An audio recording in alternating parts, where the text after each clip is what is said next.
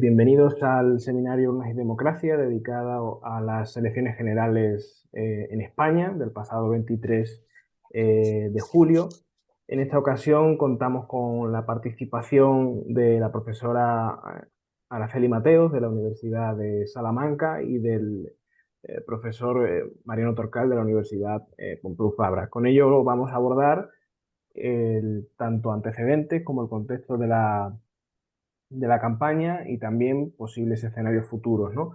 Y ellos van a ir destacando también algunos aspectos que subyacen a esta campaña y que a lo mejor no están tan habitualmente en el consumo informativo que podemos tener, pero que sí son cosas muy importantes que han ocurrido o que pueden ocurrir en los próximos días. Así que doy paso a la profesora Araceli Mateos en primer lugar, en segundo lugar el profesor Mariano Torcal y luego daremos paso a un turno de preguntas o debates si surgieren.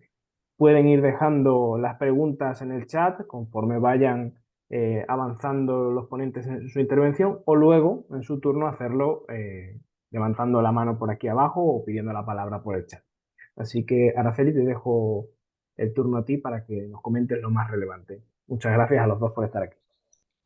Muchas gracias, Rubén. Y bueno, gracias por invitarme a este Urnas y Democracia junto a Mariano. En principio, mi presentación va a estar distribuida como en tres ámbitos, ¿no? Un poco para ubicar también a otras personas que puedan estar interesadas en las elecciones generales, no tanto quizá españoles que estamos un poco digamos, con todo tipo de información alrededor, pero sí que estas elecciones tengan un continuo, ¿no? Con su análisis. Entonces empezaré con unos antecedentes para ubicar eh, los resultados y la dinámica en la que estamos ahora mismo, es decir, cuáles son esos antecedentes que han hecho estas elecciones generales distintas o especiales. Después pasaré a una información sobre la campaña, qué cosas ha habido o han sido novedosas, diferentes de esta campaña frente a otras y que también puedan haber repercutido en algunos de los resultados posteriores. Y después hablar de los elementos clave de los resultados y del punto en el que estamos ahora mismo. Para después darle la palabra a Mariano, que profundizará con datos de encuesta de algunos estudios preliminares de por dónde va o dónde han ido, ¿no? Muchas transferencias o muchas, de dónde procede la movilización, los cambios, que lo profundizará en concreto. Bueno, yo quería empezar hablando de estas elecciones como un escenario electoral muy diferente. Estamos hablando de un escenario en el que, por supuesto, Mariano sabe muchísimo de esto, de un escenario de alta polarización que hace que sea muy distinto a otros escenarios de elecciones generales. Y sobre todo con unas elecciones que han sido una convocatoria sorpresa, es decir, nadie se esperaba un adelanto de las elecciones generales que estaban previstas para noviembre, diciembre, pero que hicieron que todos nos quedáramos un poco sorprendidos del porqué. Y el porqué vino derivado de los resultados electorales en las elecciones autonómicas. Y sobre todo del mal resultado del Partido Socialista, que termina con perder seis de las ocho comunidades autónomas en las que gobernaba, y algunas de ellas eran unas comunidades autónomas bastante clave para el Partido Socialista: Baleares, Extremadura, la posición que tienen en la Comunidad Valenciana. Estamos hablando de situaciones en las que esperar a las elecciones de noviembre o diciembre podían representar un gran desgaste para el partido en el gobierno, ¿no? Entonces, estamos en un escenario, unos antecedentes de alta polarización afectiva, fundamentalmente, y de grandes bloques ideológicos. Ahora profundizaremos sobre ello. Y por otro lado, han sido unas elecciones de convocatoria de sorpresa por la fecha en las que fueron, que hacía por lo menos como politólogos, plantearnos de qué tipo de participación electoral iba a haber en estas elecciones, ¿no? Con la mitad del país de vacaciones, con un momento, ¿no?, de cierta incertidumbre sobre este impacto, sobre la participación. Por otro lado, otro partido que tenía especial relevancia, como es Sumar, no tenía todavía todo el desarrollo de la estructura o la implantación en todo el territorio. Entonces, bueno, algunas cosas que estaban como si dijéramos inesperadas, que hacían que ciertas previsiones pudieran ser distintas a otros momentos electorales. Y algo importante y sobre lo que después matizaré, que es qué pasaba con las encuestas electorales de elecciones generales también en ese momento, ¿no? Y era una cierta mejoría y tendencia en ascenso del Partido Popular y también de Vox en estas elecciones generales, no solo en las elecciones autonómicas, pero sí una subida o un empuje de esas elecciones autonómicas o derivado de ellas. Entonces estamos en un escenario para todos un poco llamativo, unos antecedentes que te hacen tener referentes muy distintos y esto también me hace plantear que el análisis de la campaña y de los resultados eh, que tengan criterios analíticos diferentes. Primero porque estamos en un adelanto electoral. Estamos con unas elecciones muy próximas que son de otro nivel, son elecciones autonómicas, y estamos que nuestra última elección de elecciones generales con la que podemos comparar es una repetición electoral. Entonces, estamos en una coyuntura en la que ni el patrón habitual de comparación de elecciones generales es una elección cada casi 4 años o 4 años, no, tenemos una repetición, con lo cual podemos comparar con la primera o la segunda.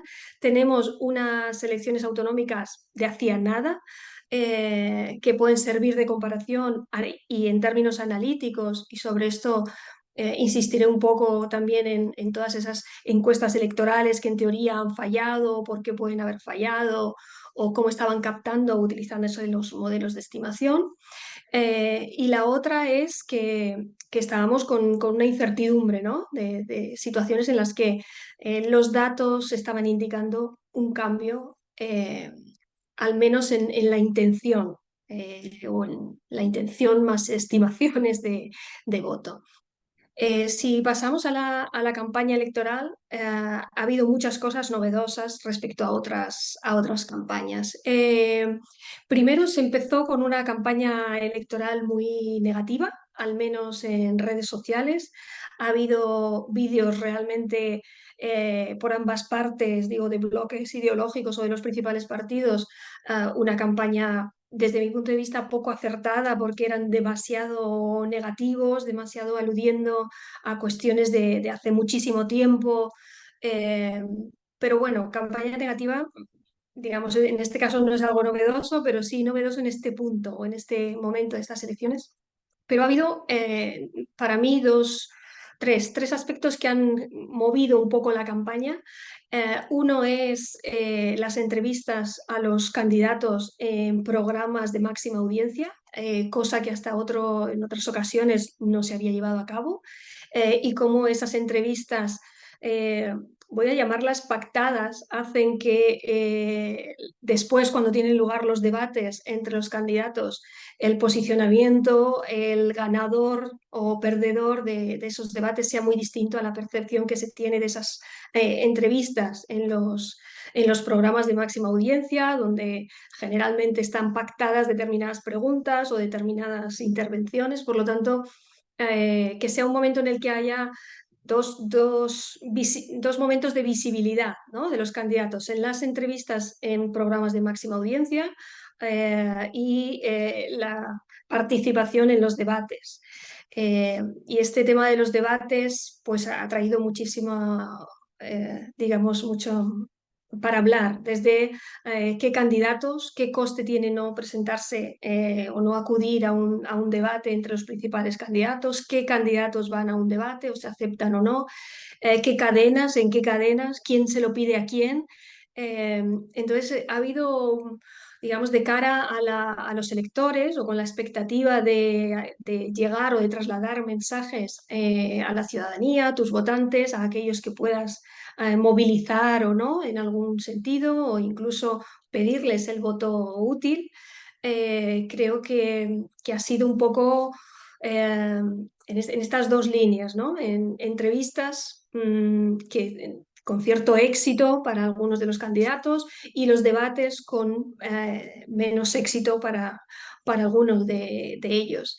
Y la segunda aspecto en lo que quería insistir con esto de la campaña es cuáles son los temas, o sea, cuáles son los temas que han dominado en realidad la campaña y si ha habido temas fundamentales o relevantes de diferenciación ideológica. Y por un lado creo que una sensación que tenía el receptor de estos mensajes o de estos puntos de vista es claramente el posicionamiento entre bloques ideológicos. No estamos hablando tanto de un debate, un cuestionamiento, cómo funciona la cuestión de debatir temas o el enfrentamiento, si es más intrabloques ideológicos o entre bloques ideológicos. En este caso, el juego estaba claramente posicionado entre bloques ideológicos, o así se ha visto tanto en los debates como cuando se han abordado temas.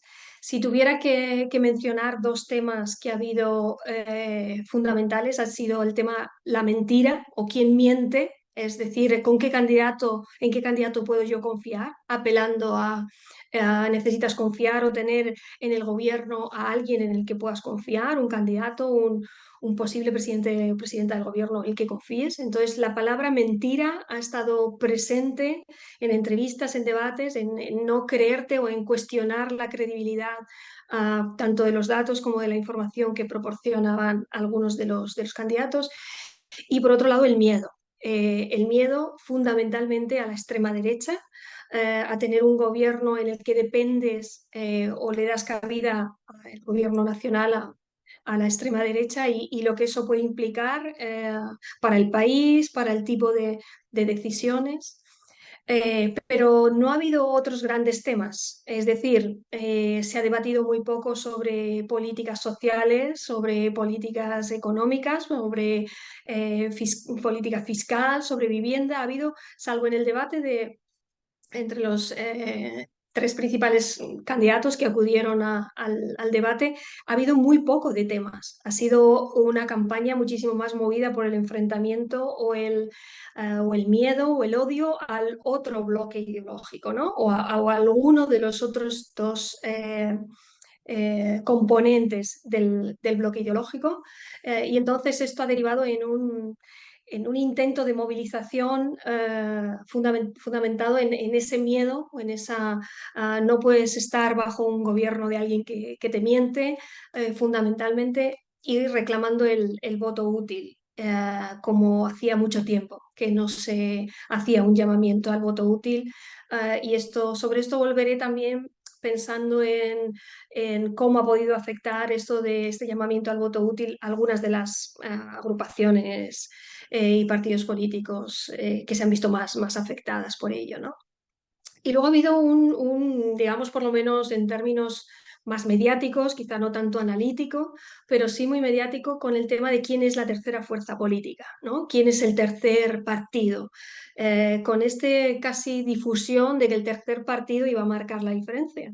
Hemos comprobado que no es así y que depende cómo de fuerte sea ese tercer partido, no tanto en porcentaje de votos, que es de lo que se estaba hablando, sino en escaños. Entonces, parece que la sensación de terceras fuerzas políticas estaría más pensada o fundamentalmente pensada para otro tipo de sistemas electorales y no para nosotros, en los que lo importante no es tener un porcentaje de votos, sino tener los escaños que te permitan sumar para formar gobierno. Por lo tanto, este ha sido también un tema quizá más de competencia entre Sumar y Vox, cuál de ellos iba a ser la tercera fuerza, pero al menos desde mi punto de vista un poco un debate que no iba a ningún lado, puesto que era más relevante la estimación de cuántos escaños se llevaría cada una de esas formaciones políticas, más allá del porcentaje de escaños. Y después, como novedad de esta campaña, pues ha estado también dominada por el voto por correo y el voto cera. El voto por correo porque ha habido más de 3 millones de personas que han votado por correo, propio cuestionamiento del funcionamiento del voto por correo, cosa que creo que si estuviéramos en otros países o lo viéramos como el cuestionamiento al que se ha llegado, creo que ha sido un punto fuerte de debilidad, al menos institucional lo llamaría, porque es una manera de cuestionar uno de los elementos básicos, ¿no? La garantía de que el voto en sí está protegido, se va a cumplir, ¿no? Desde que se solicita hasta que lo depositas. Pero bueno, ha estado también dominando el tema de campaña.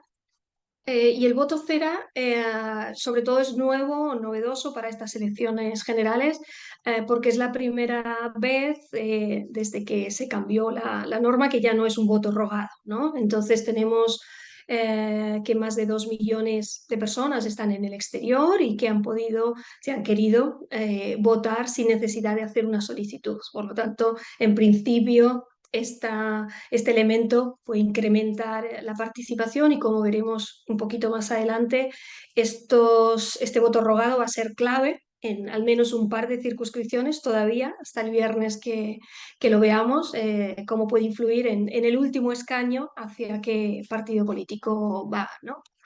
Y la otra, en esta campaña, muy pocas empresas encuestadoras han captado el cambio, ¿no? O la movilización de votantes de izquierda, fundamentalmente.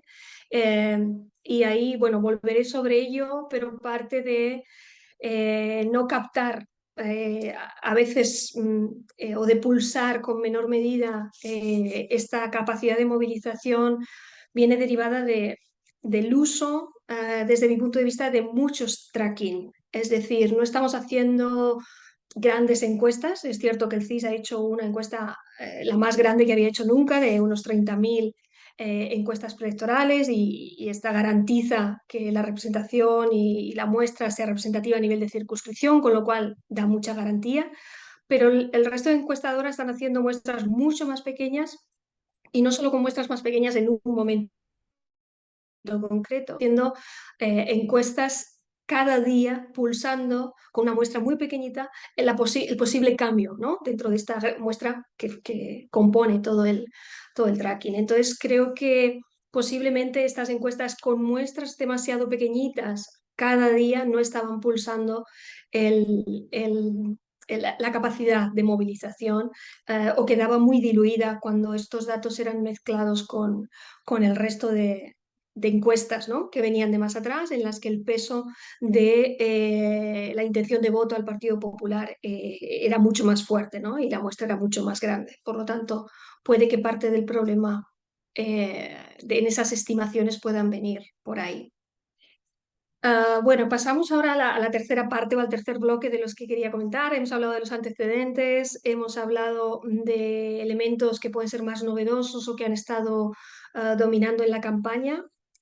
Y el tercer bloque es hablar de los resultados, ¿no? O de los elementos clave que puedan hacernos valorar estas elecciones generales o el punto en el que estamos, ¿no? Y quizá sea más enriquecedor cuando Mariano presente sus datos y el debate, que esta visión o este panorama más genérico. Y una de las cuestiones iniciales es con qué comparamos. Antes ya lo he mencionado, estamos con unas elecciones comparamos con 2019, que son elecciones de repetición, comparamos con las previas de 2019, vemos ganadores o perdedores o dónde ha ido, cómo ha sido de volátil el voto de elecciones autonómicas a generales.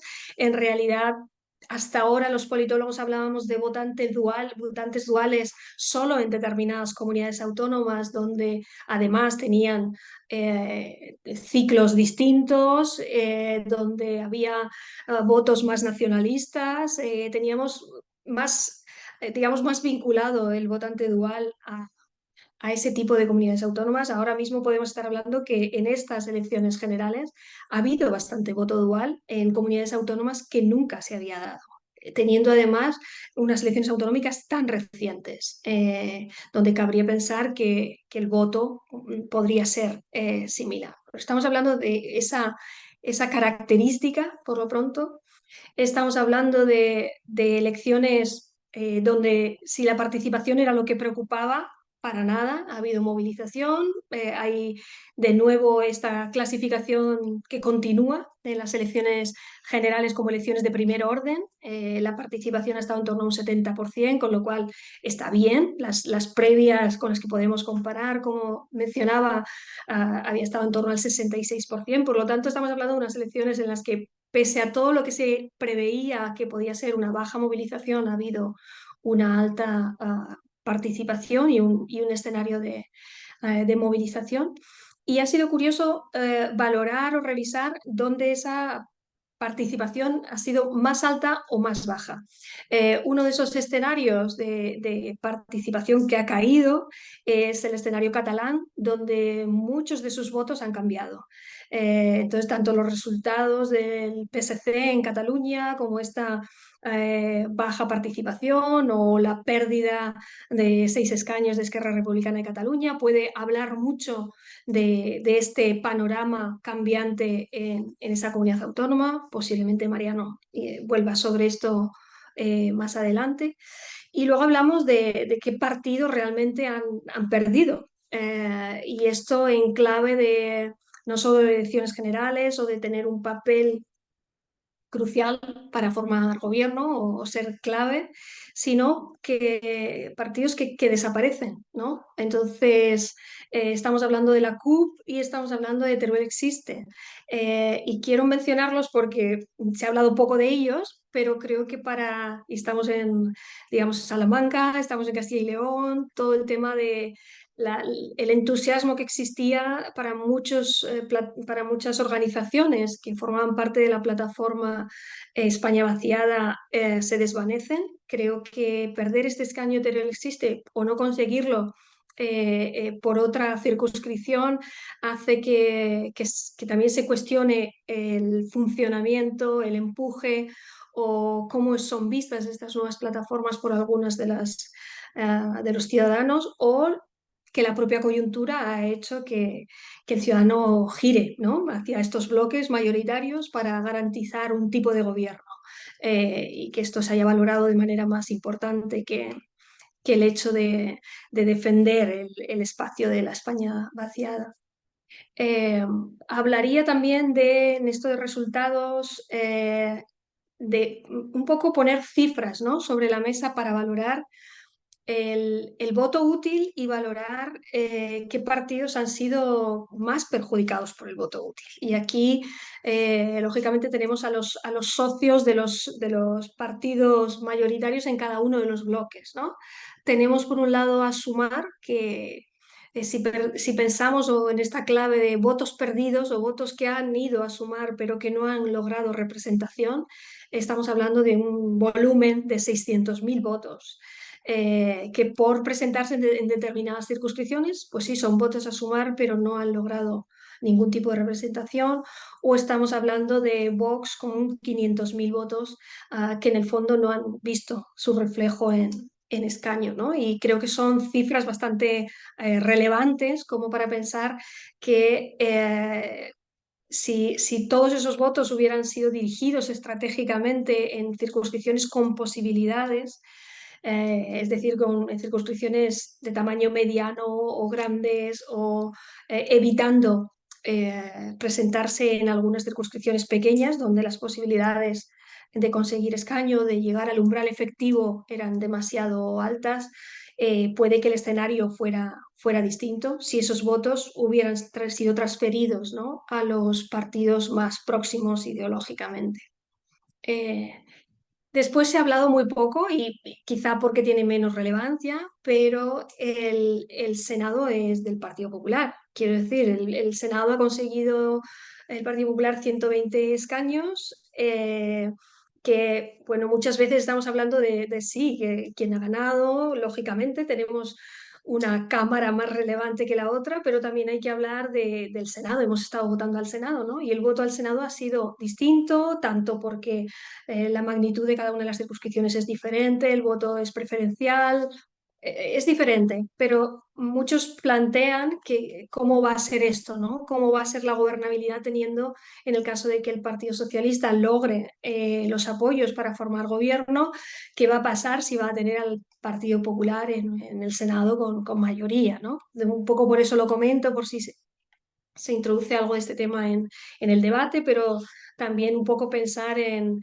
que posiblemente hasta ahora el Partido Socialista ha estado funcionando en muchas de sus acuerdos o de sus leyes de manera, digamos, sin necesidad de apoyos en el Senado, utilizar eh, otros mecanismos.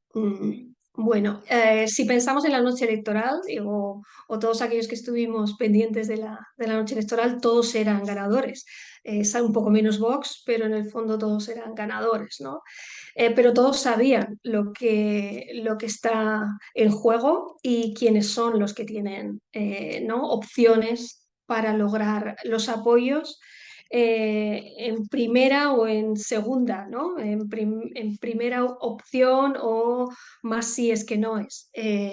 Entonces, estamos con el debate que va y viene también en estas elecciones de cuál es el partido que debe gobernar, si es el partido que gana en votos, si es el partido que gana en escaños, si es el partido que gana en votos y en escaños, como en esta ocasión el Partido Popular, o si tiene que, lógicamente, y como si está definido, que es quien gane, consiga los apoyos para llegar a 176 escaños. Entonces, o más si es que no es en segunda vuelta. Entonces tenemos, bueno, en ese momento estamos o en la previsión de futuro de unas posibles nuevas elecciones si no se llega a un acuerdo, ¿no?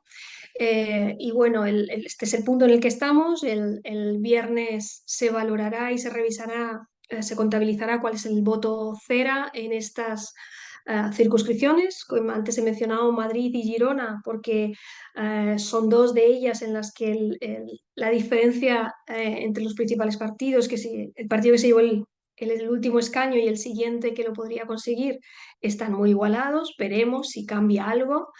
Eh, pero tenemos también que pensar bueno, en cuáles son los apoyos y fundamentalmente en uno en concreto, ¿no? Es qué va a hacer Junts y si va a apoyar al Partido Socialista o cuáles son eh, los costes, ¿no? de esos apoyos, dada la coyuntura política actual y la situación en la que está ahora mismo Cataluña con unos temas mucho menos, digamos, sobre la mesa o menos candentes también para la opinión pública. Entonces, pensemos en qué opciones hay.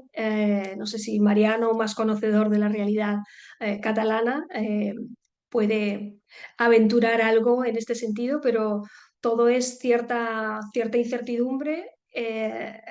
Pero bueno, esperemos que ciertas negociaciones también vayan en un sentido o en otro. Bueno, no sé si me he extendido mucho. Esta es mi presentación sobre antecedentes, campaña o temas fundamentales de campaña y principales resultados que quería presentar y abrir para más adelante el debate. Gracias. Pues muchas gracias, Araceli. Recuerdo que podéis ir dejando las preguntas en el chat o si queréis hacerla de viva voz, esperar al turno después. Y doy paso a Mariano para que nos dé también algunas claves de esta campaña en base a unos datos muy interesantes que he ido recopilando estos días. Todo tuyo, Mariano. Bueno, muchas gracias por invitarme al foro. La verdad es que Araceli ha cubierto todos los temas y muy bien y tiene unas altas expectativas de mi participación que no va a ser tan aclaratoria. Por ejemplo, yo no voy a meter el tema del del voto dual, ni me voy a meter porque son demasiados temas para cubrir. Sí puedo decir y voy a compartir que la pantalla, un segundo, por favor. Am, que bueno, he trabajado unos datos muy rápidamente, prácticamente en unas pocas horas, para un nuevo libro que voy a preparar sobre este tema, que voy a llamar, mm, eh, perdón un segundito, que voy a llamar l- las elecciones del odio, ¿vale? Entonces es en principio está basado en datos que he recogido del Comparative National Election Project, perdón, hay una rata ahí, de España 2023, que tiene una pre y una post, es un panel, y lo que voy a presentar está basado en los análisis de la pre. Quiere decir que son unos análisis muy preliminares, que necesitan mucha reflexión y trabajo, pero bueno, es lo que he podido hacer, puesto que tengo los datos prácticamente el sábado por la noche. El domingo no puedo hacer nada, entonces prácticamente es lo que he producido en 3 o 4 horas para la presentación de hoy, ¿no? Puede que haya algún error, lo he revisado bastante, pero puede que haya algún error. Y lo que sí voy a anticipar es un poco un argumento un poco provocador respecto a todo lo que se ha venido diciendo, sobre todo el efecto de la polarización en las actuales elecciones. Como ha dicho Araceli, estas elecciones se han dado en un contexto de alta polarización. Y la pregunta es, bueno, ¿qué tipo de polarización, y qué efectos ha tenido desde el punto de vista electoral? Se han barajado dos aspectos o dos argumentos esenciales al respecto. Es que primero, uno, la polarización ha sido un efecto de una gran movilización y seguimiento de la campaña por parte que ha favorecido esto. Y este va unido al hecho de que, como consecuencia de ello, se ha producido una movilización fundamentalmente entre la izquierda. Y segundo argumento es que, bueno, es que precisamente como consecuencia de esa polarización, bueno, pues ha habido un cierto crecimiento o un cierto mantenimiento del voto a la izquierda frente a la derecha, ¿no? Eso sí, un poco el argumento que se ha manejado en los medios de comunicación, han salido varios eh, medios de comunicación y artículos de prensa hablando de esto. Entonces, bueno, yo, pues, bueno, teniendo esto en cuenta, he tirado sobre todo de estos datos. Y partiendo también un poco, y solo centrándome, como ha dicho Araceli, en el debate entre los dos grandes bloques, ¿no? O sea, que como esa opción, que luego vamos a ver luego he desmenuzado alguna información sobre partidos dentro de los grandes bloques. No me he metido en el tema del voto dual, ni qué ha pasado en Cataluña, que evidentemente lo que sí datos nos dicen es que el nacionalismo y el independentismo claramente son grandes perdedores, ah, tanto los unos como los otros, es decir, los dos elementos, los bloques que lo conforman, que son Junts y Esquerra Republicana de Cataluña. Pero bueno, en ese tema no me he metido porque no me ha dado tiempo, fundamentalmente, ¿vale?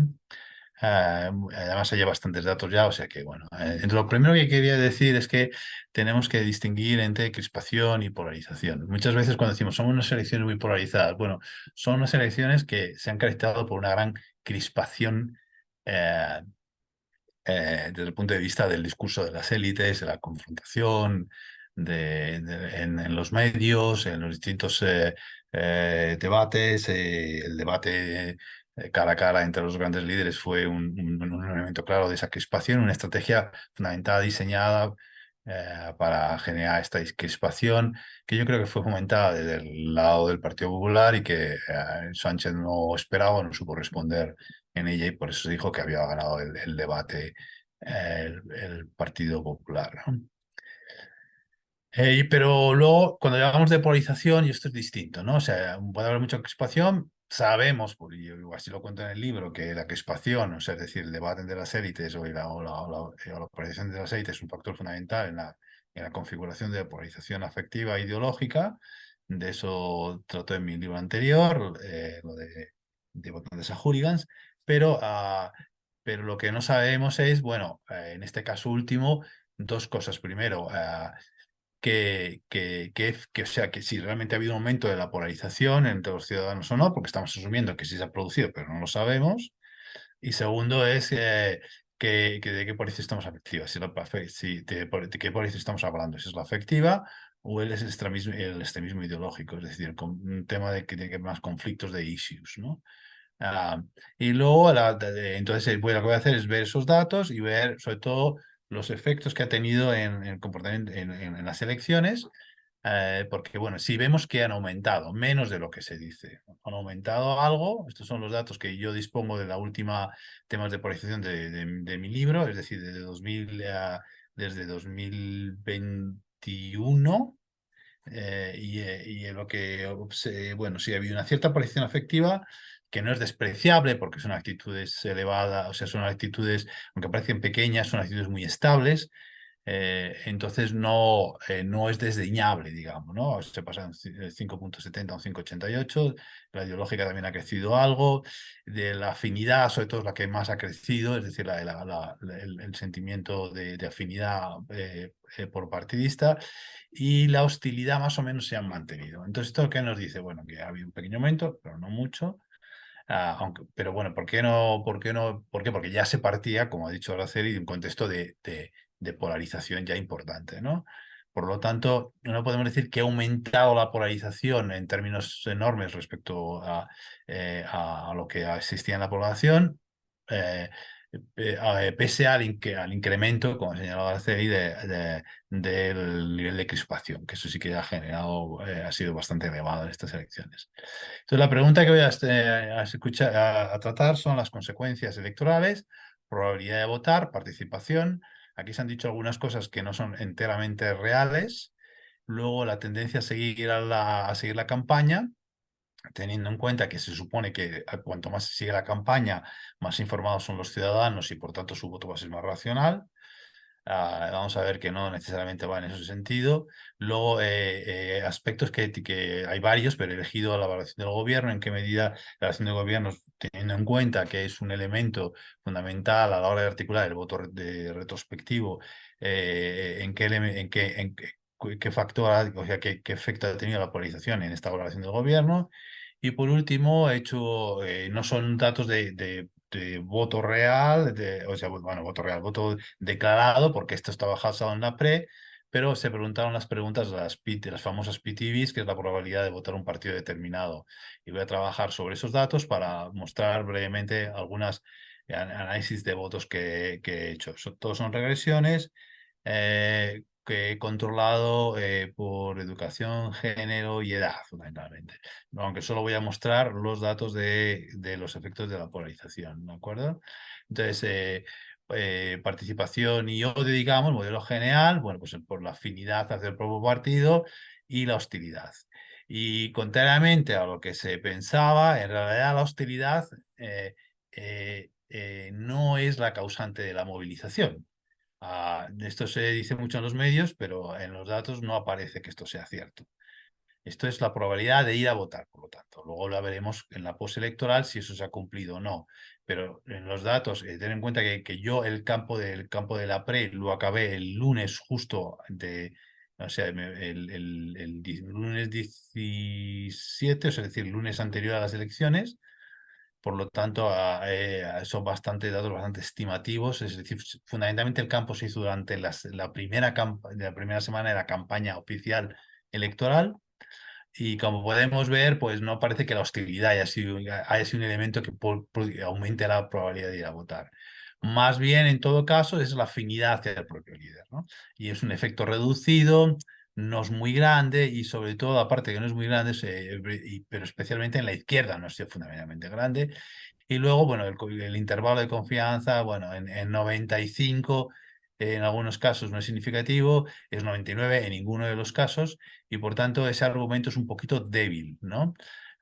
Y no se sostiene. Se sostiene solo y exclusivamente, y además hostilidad desaparece en todos, menos en los partidarios de Sumar. Los partidarios de Sumar sí que parece que hacia la hostilidad hacia los líderes de derecha tienen una cierta capacidad de explicar, pero en el sentido contrario, que es que en Sumar ha desmovilizado. Y ahora voy a explicar un poquito qué quiere decir todo esto. Entonces, en el único, con toda la discusión de la posición efectiva, etcétera, solamente la afinidad fuerte hacia el propio líder por parte de Vox es lo que ha generado una mayor probabilidad de votar. Ahora, otra cosa es muy distinta es si hablamos por issues. posicionamientos ideológicos. Aquí la cosa cambia y es radicalmente distinta. ¿Qué quiere? Veamos qué significa este extremismo ideológico, de extremo de derecha, extremo de izquierdas. Bueno, lo que significa fundamentalmente es que, como decía Downs, este es el issue-based ideology, que quiere decir que la ubicación en la escala izquierda-derecha ha estado un poco está condicionada por el posicionamiento que los ciudadanos tienen sobre determinados issues de importancia, que tienen importancia en la agenda pública.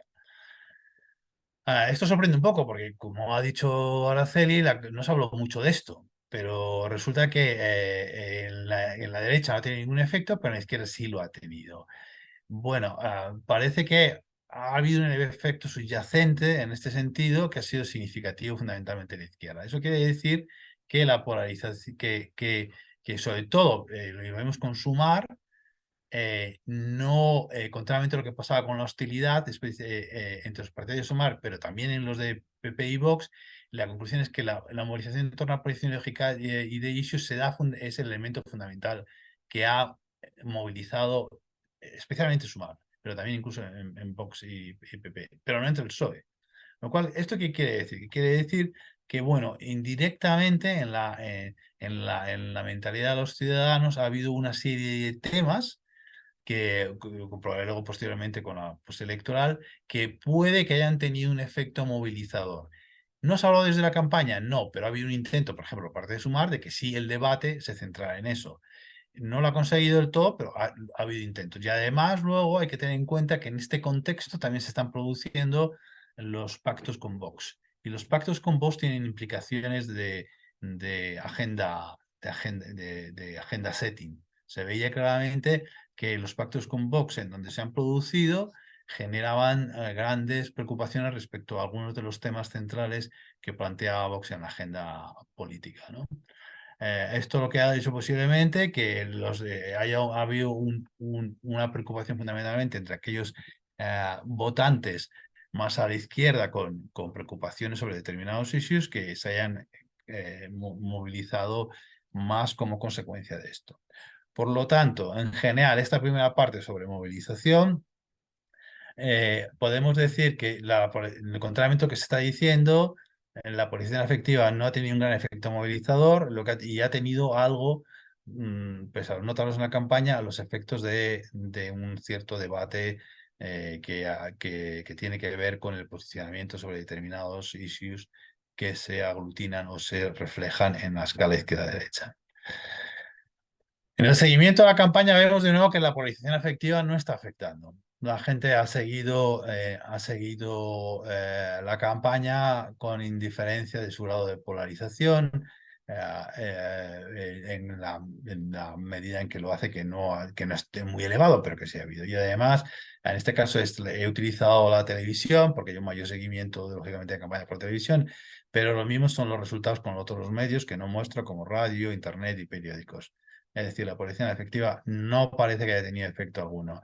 Sin embargo, por partido se puede ver claramente, prácticamente no hay nada, un poquito de hostilidad hacia los líderes por parte de la derecha, el PSOE, pero prácticamente no hay nada significativo. Sin embargo, si miramos de nuevo a la polarización ideológica, vemos que sí, que el extremismo de derechas ha tenido un efecto positivo importante y todavía mucho más positivo entre la izquierda. Es decir, de nuevo, la subyacente preocupación de algunos temas de carácter ideológico que había entre los ciudadanos ha sido en efecto mucho mayor respecto a la movilización y sobre todo respecto al seguimiento de la campaña electoral, ¿no? Estos por partidos y de nuevo aparece Sumar en Vox, lógicamente, pero sobre todo en los extremos es donde aparece más claro este elemento de seguimiento de la campaña y movilización que se ha producido como consecuencia de la polarización ideológica, ¿vale? ¿Qué ocurre con la evaluación del gobierno? Bueno, pues con la evaluación del gobierno, pues, que es un indicador un poco de pensar en términos de voto retrospectivo y de voto de castigo respecto al incumbent, digamos. De nuevo, la afinidad no parece que haya tenido un gran efecto, pero sí aparece el efecto negativo respecto a fuerte con la hostilidad. Aquí sí que aparece algo importante que se mueve en unos parámetros relativamente significativos. Es mayor para la izquierda de nuevo que para la derecha y por tanto en ese sentido eso sí que podría anticipar que este es un elemento, la hostilidad sí que podría ser un elemento no tanto de movilización, pero sí de votar a determinados partidos como consecuencia de esa mayor hostilidad, ¿no? Después ocurre un poco, pero si miramos a los datos de la izquierda, vemos que ha sido mucho más fuerte, ¿no? La ideología, perdón. En la ideología es mucho más fuerte con el extremismo y mucho más sólido con el extremismo. Es decir, de nuevo, lo que estamos viendo es que contrariamente a lo que pensábamos por la polarización afectiva, que yo creo que es un efecto ya, en cierta manera, en todo este aspecto un poco ya descontado, lo que muestran estos datos es que en realidad la gente ha votado mucho más por issues de lo que habíamos pensado, ¿no? Y esto, insisto, puede ser una consecuencia que comprobaré más detalladamente en el libro, una consecuencia de un efecto subyacente de los acuerdos de Vox, etcétera, ¿no? Y qué efectos ha tenido en la visibilidad de determinados temas, ¿no? Y luego la inacción por parte del PP respecto a no abordar los temas de una manera clara y definida y sí, por lo menos hacerlo desde el lado intentarlo hacerlo desde el lado de la izquierda, de parte de Sumar, ¿no? Por partidos, bueno, pues es que vuelve a ocurrir lo mismo, la ideología, es decir, el extremismo de derechas tiende a que la evaluación del gobierno es mucho más negativa, pero sobre todo el extremismo de izquierdas, de nuevo, tiene un impacto bastante fuerte y significado, tanto por parte de los votantes del PSOE como los votantes de Sumar. Pero la pregunta viene final, y ya acabo, porque así hay más tiempo para el debate y me podéis preguntarme más. Mira más cosas y mira más datos si queréis hacerme alguna pregunta más. Si no, hay algunas cosas que no he mirado, pero bueno, si queréis preguntar alguna cosa más podemos hacerlo. Y el voto que es un poco medido por la probabilidad de votar entre los dos bloques. O sea, se ha calculado la probabilidad, he sumado la media de la probabilidad de los partidos de los dos bloques y he calculado la diferencia. Y he creado dos variables dependientes para que entendáis un poco lo que he hecho. Es la diferencia en favor de la derecha y la diferencia en favor de la izquierda, digamos, ¿no? Ah, entonces, como veis, esta derecha e izquierda es lo que significa fundamentalmente. Y como veis, la afinidad no es un factor importante, tanto a la izquierda como a la derecha, incluso menos, no tiene un gran sentido. Es decir, la cosa en cierta medida, no ha ido de cuánto me gustan mis líderes y lo que hacen. Por lo menos en cierta medida no es cierto, pero sí que ha habido respecto a la hostilidad, ¿no? Y sobre todo el extremismo. Y como vemos, de nuevo, el extremismo tiene un efecto mayor que la hostilidad, aunque los intervalos se cruzan, he hecho un test de diferencia de coeficientes y hay una diferencia significativa al 95%, que quiere decir que de nuevo el extremismo de la derecha, es decir, el extremismo de derechas, estas estadísticas están un poco mal puestas, perdón, pero bueno, se entiende muy bien, pero lo que quiere decir es que a la hora de votar, de votar a la izquierda es mayor con la hostilidad y aún mayor con el extremismo, algo que no pasa en la derecha, ¿vale? Ya estoy acabando para no complicar mucho la cosa y esto es por partidos. Entonces, por partidos, ¿uno qué tiene? Bueno, pues lógicamente, afinidad para votar, la probabilidad de votar a la derecha aumenta con la afinidad para votar al propio líder entre los seguidores de Vox. La hostilidad hacia los líderes de la izquierda, pues también significativo. Y luego extremismo de derechas, pues también. Entonces, uno lo que espera, aunque sus coeficientes no son extremadamente altos. ¿Qué pasa en el PP? Pues no ocurre eso, solo ocurre el extremismo de derechas. Es decir, la hostilidad hacia la izquierda contrariamente a la apuesta del PP, no ha sido un elemento movilizador de sus votantes y tampoco a la propia afinidad. Esto es un coste, es decir, y ahí sí que la afinidad hacia Feijóo no parece que haya sido un elemento de gran movilización del voto hacia la derecha. Pero lo curioso y lo remarcado, y esto es lo importante y donde quiero realmente resaltar la discusión, ¿Afinidad de probabilidad del PSOE? Sí, tiene algo de importancia. La de Sumar no parece que sea tanto, pero lo que sí me parece es esa combinación muy importante que he remarcado abajo, que es la hostilidad hacia los líderes de derecha. En el caso de Sumar no ha significado, y en el caso del PSOE lo que ha hecho es que tiene un efecto negativo. ¿Qué significa eso? Significa algo importante que yo creo que hay que entender bien, y es que una mayor hostilidad hacia los votantes de derecha no favorece que hay una mayor probabilidad de voto hacia el PSOE. Con lo cual, de nuevo, no nos estamos equivocando en esta percepción. Y ocurre lo mismo con Sumar. Sin embargo, lo que sí aparece es el extremismo de izquierdas. El extremismo de izquierdas que, como un elemento, de nuevo, que sí hace que esto sea importante. ¿Esto qué quiere decir? Que quiere decir que los más moderados afectivamente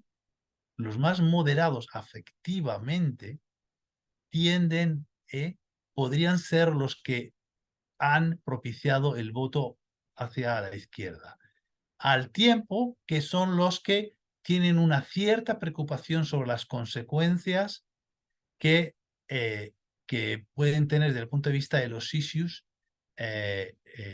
la victoria de la derecha.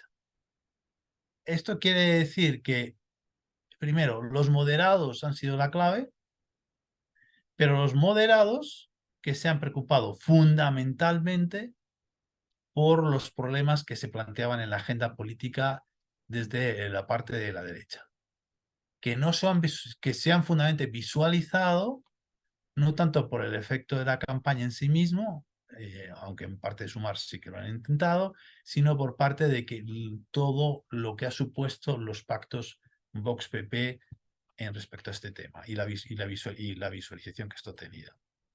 Conclusiones, y ya acabo. Para movilizar y seguir la campaña ha sido más importante el debate de issues. No el debate, porque no ha existido, pero han tenido en cuenta más el tema de los issues y especialmente para Sumar, desde luego. Pero en este aspecto se ha sobredimensionado, bajo mi punto de vista, aunque tengo que confirmarlo de nuevo con más datos, pero se ha sobredimensionado la importancia movilizadora que ha tenido la polarización como un elemento de que la gente fuese a votar. Por lo menos respecto a la hostilidad. Tal vez en unas elecciones podría pensarse que estas elecciones han estado muy presentes por sus consecuencias y la gente debe votar, pero no es consecuencia de la polarización en sí mismo, entendida como hostilidad o de odio hacia el contrario político y las consecuencias. Ahora, lo que sí pues han puesto en la mesa, aunque no de una manera súper importante, es que había algunos temas de importancia entre los ciudadanos, que miraré en la postelectoral, que tienen que ver con y que podrían ser desencadenantes de un cierto nivel de movilización, sobre todo entre los votantes de Sumar, ¿no? O partidarios de Sumar. ¿Qué vemos respecto al voto? Pues vaya 4 puntos que he señalado. Hostilidad ha sido en realidad perjudicial para la derecha, no les ha beneficiado para conseguir votantes, más bien al contrario, y a la izquierda le ha beneficiado, pero sobre todo en el debate de los issues. Ha habido poco, pero el silencio del PP y los pactos con Vox han puesto, ha puesto la relevancia de estos issues en la mesa. La inacción, indefinición de lo que iban a hacer sobre estos temas, por parte del PP, junto a los pactos con Vox, ha generado este impacto de la ideología basada en issues. Tercero, dar la batalla cultural ha sido un error en la derecha y sobre todo apelar al antisanchismo. Yo creo que eso ha sido un error porque pensar es lo que en cierta manera, por circunstancias, no tengo capacidad para analizar en detalle, sí que les dio cierto elemento en las elecciones del 28 de mayo, pero sí es evidente que ya ese efecto estaba descontado. Entonces, insistir en todo ello no ha beneficiado y les ha perjudicado claramente, especialmente sobre todo para que son los que han, yo creo que definido un poco el resultado sorpresa, que solamente para los más moderados, con preocupaciones sobre los temas sustantivos de contenido ideológico, ¿no? Eh, ¿Qué voy a hacer más adelante? Bueno, varios temas. Voy a ver los temas en concreto de issues que han generado esta polarización ideológica.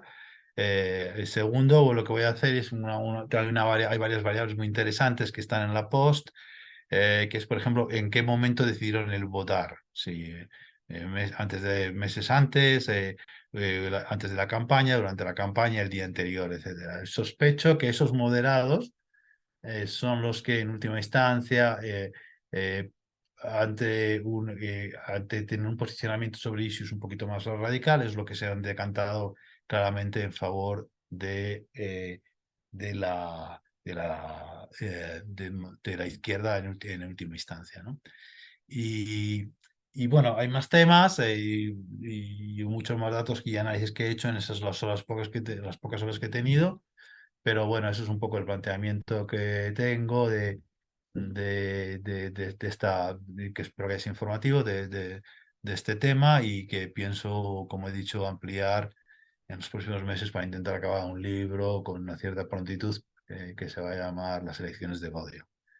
Y eso es todo. Muchas gracias por la atención y si tenéis preguntas, por todo lo que queráis. Muy bien, Mariano, pues muchas gracias por la presentación. Recordaros que ahora es el momento de hacer las preguntas. Quien quiera las puede dejar por el chat y las leeré yo, o quien quiera las puede eh, hacer de viva voz. También podéis preguntaros entre vosotros, Araceli y Mariano. No sé si hay alguna pregunta. Yo tengo una para cada uno, a grosso modo. Bueno, yo tengo muchas para Mariano, mucha curiosidad, pero me voy a centrar en dos, ¿no? Una es qué issues estáis midiendo. Eh, Y la segunda, ¿qué preguntas vinculadas con los acuerdos de Vox? Porque si no, no sabemos cómo les pueden estar impactando, ¿no? O sea, si hay esas dos cosas, ¿qué issues estáis preguntando y cómo estáis preguntando o midiendo la valoración de los acuerdos con Vox en algunas comunidades autónomas, ¿no? Esas dos cositas solo. Ah, Como esto es parte de un proyecto del Cooperative National Election Project, hay algunas preguntas que no he tenido muchas posibilidades de añadir o de meter. Sobre los issues hay varios, están todos, están temas de género, de medioambientales, de conflicto de clases típicos, etcétera. Todos estos son los issues que están ahí, eh, descentralización también, etcétera. Pero están en la post, no están en la pre, ¿vale? Entonces en la post será cuando tendré capacidad para articular. No he tenido espacio ni he podido preguntar sobre el efecto de los pactos con Vox, porque es un proyecto internacional, entonces, bueno, la discrecionalidad que me han dejado era una pregunta muy particular nuestra, pero lo que sí voy a intentar indagar en cierta medida es eh, cosas que tienen que ver con campaña y discusión y que puedan iluminar un poco de manera indirecta el efecto de Vox. El argumento que tengo efecto de Vox es que no es un argumento que voy a poder ser capaz de probar muy claramente, pero sí tratar de mostrar que ha habido mucho más votos de issue de lo que se ha planteado. ¿Y de dónde viene? Como tú dices, no es de la campaña, por lo tanto, no creo que esa relación no la voy a encontrar. Indirectamente voy a apelar a que eso fundamentalmente ha sido consecuencia del pacto con Vox.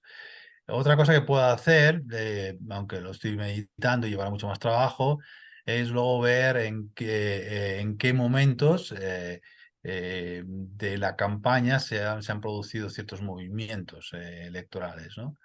Eso sí que lo puedo hacer y lo haría a partir de establecer fechas concretas que podrían, por ejemplo, el acuerdo en Extremadura como un elemento catalizador de lo que estoy hablando, o el acuerdo en la Comunidad de Valenciana, etcétera. Serían maneras, tengo que pensarlo. Quiero que sea un libro de difusión y tampoco quiero hacerlo extremadamente complejo, pero también, pero bueno, quiero que ahí estoy, en eso estoy. ¿Vale? Siento Gracias. no tener una respuesta clara. No, está bien. Perfecto. Bueno, pues yo os pregunto a los dos un poco unas preguntas mucho más generales, ¿no? Lo primero es relativo a las élites políticas y estoy pensando ha habido una reducción del número de partidos por la transformación que hace el sistema electoral de los votos en escaños, ¿no? ¿Vosotros creéis que los partidos, especialmente dentro de Sumar, van a funcionar más como una coalición o van a reivindicar su espacio? ¿Qué tanto puede dificultar eso el funcionamiento habitual, al margen de la mayoría que hay en el Senado? Y luego, particularmente a Mariano, me interesa mucho el que, no sé si a lo mejor lo ha adelantado, pero que nos diga si hay un cambio con respecto a los valores o la dinámica de la polarización afectiva que ha habido en estas elecciones, de las polarizaciones, con respecto a las anteriores y a los que viene trabajando. Es decir, decía al principio, estos datos son un tanto provocadores. Eso es porque existe un cambio con respecto a lo de antes y ahora estamos hablando de que predomina otro tipo de polarización sobre la afectiva. Bueno, si puede aclarar un poco eso. Y le doy No, primero paso a entonces, Araceli y luego le dejo eso. a Sí. Mariano. Bueno, no es una pregunta fácil porque o intuir cómo se van a comportar o si van a reclamar espacios. Personalmente creo que eh, no sé, si me dejo llevar por las cuestiones que visualizo, o sea, aunque solo sea el día, ¿no? La noche electoral y cómo estaban todos los que acompañaban a Yolanda Díaz en esa foto, ¿no? Cuando salió a hablar, pues las caras un poco lo decían todo, ¿no? Entonces yo siento que no tienen mucho que decir, porque ahora mismo es otro partido el que está ahí. Y saben que si no están, no tienen muchas opciones. Entonces, si tienen opciones, es estando dentro de Sumar. Creo que estar aparte o ser demasiado exigente en las reivindicaciones puede ser, ¿no? Contraproducente para lograr cosas que sí pueden hacerlo, al menos en debates internos o en tratar de conseguirlo dentro de Sumar. Pero es más una opinión personal que conocimiento interno de todas las agrupaciones que forman parte, de sus reivindicaciones o sus puntos rojos, ¿no? En este sentido, pero de cara a si hay gobierno PSOE Sumar más los apoyos correspondientes, entiendo que ese Consejo de Ministros tiene que cambiar, ¿no? Al menos de los que representan o representaban a, a parte de Podemos o Izquierda Unida. Supongo que algo en ese tipo de espacios, si es a lo que te referías, de quiénes van a ocupar los espacios, pues yo entiendo que van a ocuparlos mucho más gente más próxima a Yolanda Díaz. Mariano, ¿tú quieres añadir algo? No, yo estoy de acuerdo con lo que dice Araceli. Estoy de acuerdo. No tengo mucho más que añadir al respecto. No, lo único que respecto a, bueno, está relacionado, antes ha lanzado la pregunta a Araceli respecto a qué va a hacer Junts. Bueno, es difícil de decir porque tiene Junts es una amalgama de cosas muy extrañas. Eh, pero yo creo que han sufrido una derrota electoral muy importante. El nacionalismo, yo creo que es uno de los grandes éxitos del Partido Socialista Obrero Español, ha bajado sustancialmente. Primero por hartazgo y segundo porque han seguido una estrategia bastante más inteligente que la confrontación. Entonces, uno puede verlo en Cataluña, ha bajado mucho, la gente está muy harta ya de ese rollo, y lo que quiere es un gobierno que solucione problemas y que dé alternativas más o menos viables y que solucione los problemas diarios de los catalanes. Entonces, yo creo que en ese sentido, ahí pone a Junts en una situación muy peculiar, porque además luego, ¿qué va a hacer? ¿Va a votar lo mismo que va a votar Vox? Es decir, en una sesión de investidura. ¿Cómo justifica eso? Y sobre todo, ¿qué sectores de Junts per Catalunya están dispuestos a que eso pase? ¿No? Y bueno, ahí yo tengo, entonces yo no veo un disparate para nada que si una vez que llega a un acuerdo con todos los partidos, que Junts se abstengan en segunda votación. No lo veo nada disparatado. Y eso mismo también lo digo porque luego tiene que ver con lo que acaba de decir Araceli. si Sumar mete ministros en el próximo gobierno, pues eso yo no pienso que se vaya a producir nada dentro de la izquierda, ¿no? O sea, es decir, que los partidos no van a plantearse alternativas distintas, ¿no? Correcto. Y con respecto a la pregunta que te comentaba de la polarización, ¿ha habido un cambio de tendencia con respecto a las mediciones anteriores que has hecho? Vamos a ver, la polarización no ha disminuido. Al contrario, aumentó un poco, que en algunos casos, aunque parece poco, no es poca broma, es poca broma porque ya es muy alta. Entonces, eh, ahora sí, lo que sí, yo diría dos cosas. Primero, como la gente se lanza a especular sin ver los datos, ha habido mucho aire y mucho humo respecto a este tema que no se sostiene. Es decir, o se sostiene mucho menos, con mucha más debilidad de lo que está manteniendo en la esfera pública, ¿no? De debate.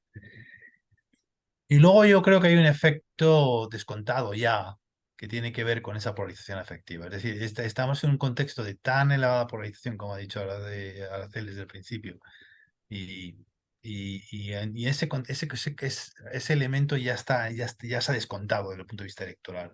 Entonces yo creo que lo que ha pasado en estas elecciones es que la gente ha dejado un poco de lado, esos socios están, pero los ha dejado un poco de lado y ha habido un elemento mayor contrariamente a lo que en la dirección de contraria a la campaña, había un elemento mayor de racionalización del voto por parte de los ciudadanos.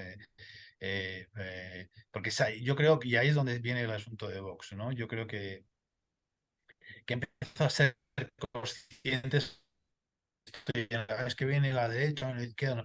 Yo creo que ha habido algo más que de repente he dicho, ojo, que si esto llega al poder, van a plantear temas en la agenda política de gran trascendencia. Y yo creo que eso sí que es lo que hay. Ahí es donde reside el elemento, tanto un poco de movilización de la izquierda como un elemento de. Entonces ha sido pero precisamente ha sido entre los más moderados desde el punto de vista de la polarización afectiva. Es decir, claro, cuando la polarización afectiva lo que hace es que crea hooligans. ¿Vale? Entonces, eso se ha mantenido.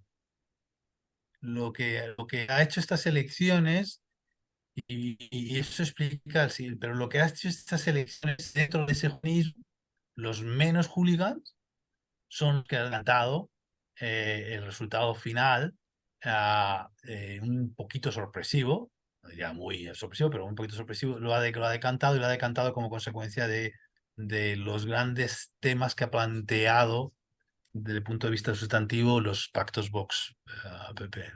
Esa es mi opinión, pero puedo estar equivocado, ¿eh? Pues llegados aquí, como no hay más preguntas, agradeceros que hayáis estado aquí, hayáis compartido vuestro análisis y los datos nuevos que van surgiendo y nos vemos en el próximo Urnas y Democracia, probablemente ya empezado el próximo curso 2023-2024. Muchas gracias a todos los que habéis estado también y nada, hasta la próxima. Bueno, pues muchas Bueno, gracias por gracias. invitarme. Chao.